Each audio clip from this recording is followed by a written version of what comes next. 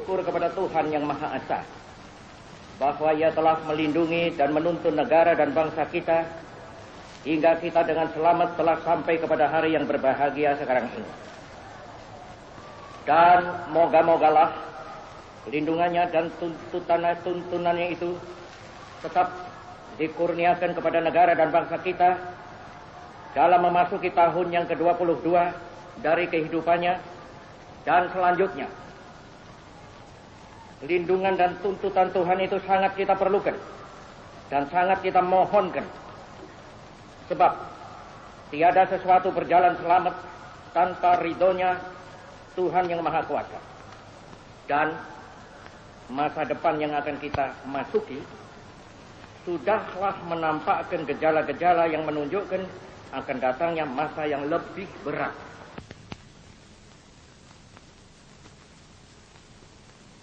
Surat perintah 11 Maret itu mula-mula dan memang sejurus waktu membuat mereka bertampik sorak-sore kesenangan. Dikiranya SP 11 Maret adalah satu penyerahan pemerintahan. Dikiranya SP 11 Maret itu satu transfer of sovereignty, of authority. Padahal tidak. SP 11 Maret adalah satu perintah pengamanan. Perintah pengamanan jalannya pemerintahan. Pengamanan jalannya ini pemerintahan. Demikian kataku pada waktu melantik kabinet. Kecuali itu, juga perintah pengamanan keselamatan pribadi Presiden. Perintah pengamanan wibawa Presiden. Perintah pengamanan ajaran Presiden. Perintah pengamanan beberapa hal. Dan Jenderal Soeharto telah mengerjakan perintah itu dengan baik. Dan saya mengucap terima kasih kepada Jenderal Soeharto akan hal ini.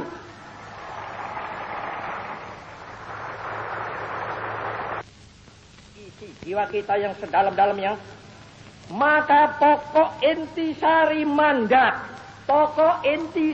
mandat yang saya terima dari MPRS ialah membangun bangsa, nation building, dari kemerosotan zaman kolonial untuk dijadikan satu bangsa yang berjiwa, yang dapat dan mampu menghadapi semua tantangan.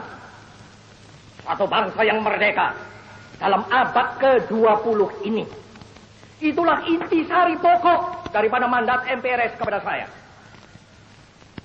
Sesungguhnya toh bahwa membangun satu negara, membangun ekonomi, membangun teknik, membangun pertahanan adalah pertama-tama dan pada tahap utamanya membangun jiwa bangsa.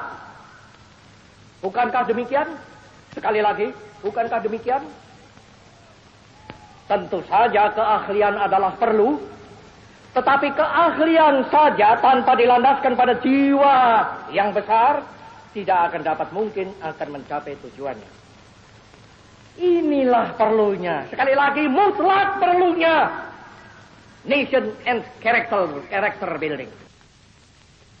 Sudah terang, gestok kita kutuk.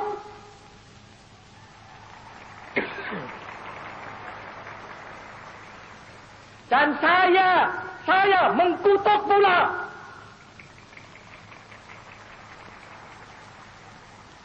Dan seperti sudah kukatakan berulang kali dengan jelas dan tandas, yang bersalah harus dihukum. Untuk itu aku bangunkan Mahmiluk. Tetapi kenapa kita sesudah terjadinya gestok itu harus robah haluan? Kenapa kita sesudah terjadinya gestok itu harus melempar jauh beberapa hal yang sudah nyata baik? Tidak. Pancasila, Panca-Ajimat, Trisakti harus kita pertahankan terus, malahan harus kita pertumbuhkan terus.